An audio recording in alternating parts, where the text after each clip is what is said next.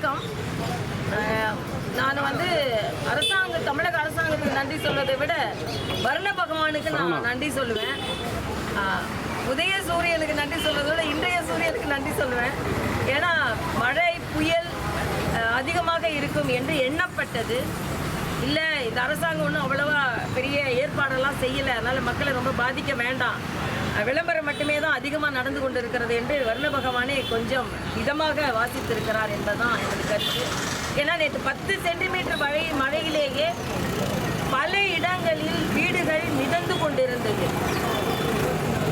நிறைய பம்பு இருக்கிறேன்னு சொன்ன இடத்துல ஒரு தெருவில் எனக்கிட்ட நேற்று வாட்ஸ்அப்பில் சொல்லியிருக்காங்க 36 மணி நேரம் ஆச்சு எங்கள் வீடு சைடில் உள்ள 2 பம்பை வச்சு திருவான்மியூரில் அந்த இடத்துல உள்ள தண்ணியை எடுக்கிறதுக்கு. அது மட்டும் இல்லை, 10 சென்டிமீட்டர் தண்ணி மழையிலேயே தெருக்கள் நிரம்ப ஆரம்பித்து விட்டது.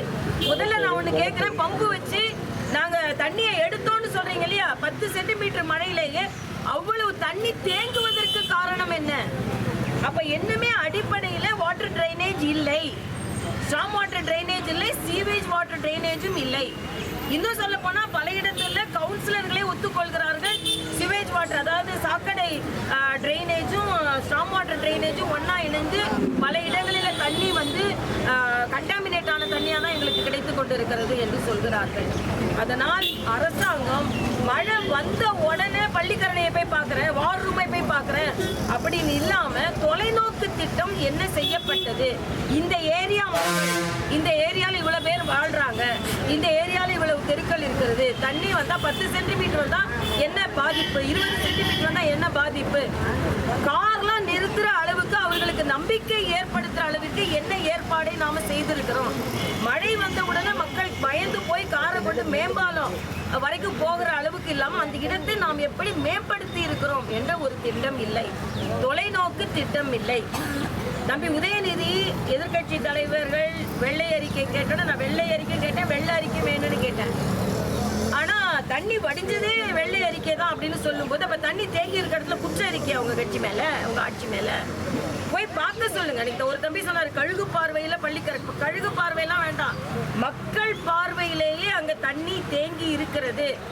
முதலமைச்சர் சொல்கிறார் 30% பணி இன்னும் பாக்கி இருக்கிறது என்று. அந்த 30%-த்தினால் எத்தனை சதவீதம் மக்கள் பாதிக்கப்படுகிறார்கள்? ஏன் இத்தனை ஆண்டுகால், அடுத்த தேர்தல் வரப்போகுது, ஏன் அதை 100%-ஆக்கவில்லை?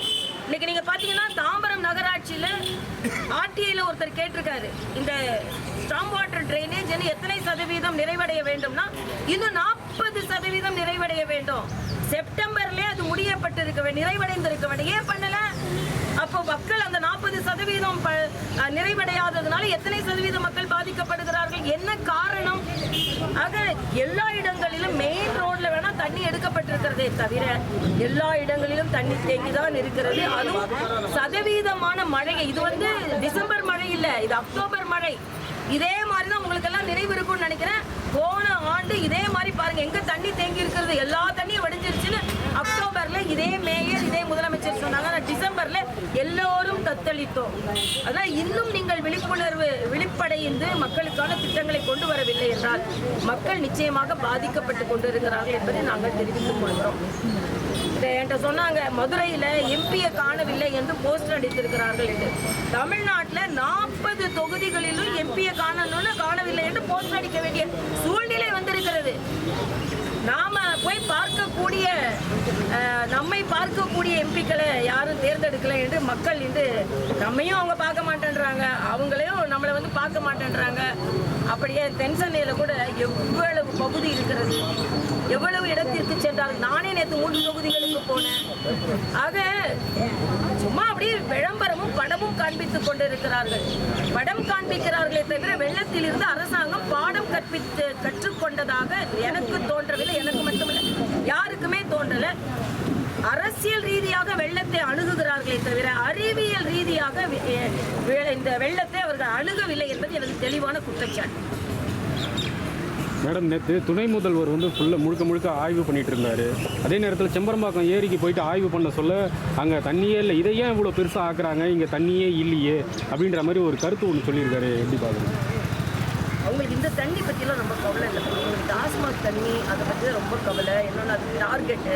நான் ஏற்கனவே சொன்னேன், மில்லிமீட்டர் மழையை பற்றி கவலை இல்லை, மில்லி லிட்டர் எவ்வளோ விற்கிறது அப்படின்றது தான் அவங்களுக்கு கவலை. அதனால உதயநிதி சுத்தினாரு, நான் பார்த்து இது வந்து அவருக்கான மார்க்கெட்டிங்.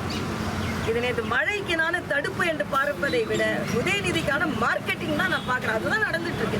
என்கிட்ட கேட்க வேணாங்க, மக்கள்கிட்ட போய் கேளுங்க. நான் தொடர்ந்து மக்களோட தொடர்புல உள்ள வேண்டியது. எனக்கு எவ்வளோ வாட்ஸ்அப் வந்திருக்கு, எவ்வளவு தொலைபேசி வந்திருக்கு, எவ்வளோ பேர் மக்கள் பாதிக்கப்பட்டு இருக்கிறார்கள். அதான் நான் சொன்னேன், எனக்கு வர்ண பகவானே இல்லை மக்களை காப்பாற்றணும், இவங்க விளம்பரம் தான் பண்ணிட்டு இருக்காங்க, அதனால நாம கொஞ்சம் மட்டுப்படுவோம். வர்ண பகவானே இன்னைக்கு மக்கள் மீது ஒரு நாங்கள் வந்து நிறைய மழை வரும், அதனால நாங்கள் மக்களுக்காக நிறைய ஏற்பாடோடு வந்தோம். வராதது எனக்கு மகிழ்ச்சி. மருந்து வீணானாலும் பரவாயில்ல, மக்களின் வாழ்க்கை வீணாகக்கூடாது என்பது எனக்கு. வேளச்சேரி பகுதியில் மழைநீர் வந்துடக்கூடாதுன்னு சொல்லிட்டு பொதுமக்கள்லாம் அவங்களுடைய வாகனத்தை எடுத்துகிட்டு போயிட்டு பிரிட்ஜில் விட்டுருந்தாங்க. ஆனால் ஒரு சில வாகனங்களுக்கு வந்து போலீஸார் வந்து அபராதமும் விதிச்சிருக்காங்க. ஆனால் தமிழக அரசு வந்து அபராதமே விதிக்கல அப்படின்னு சொல்லியிருக்காங்க.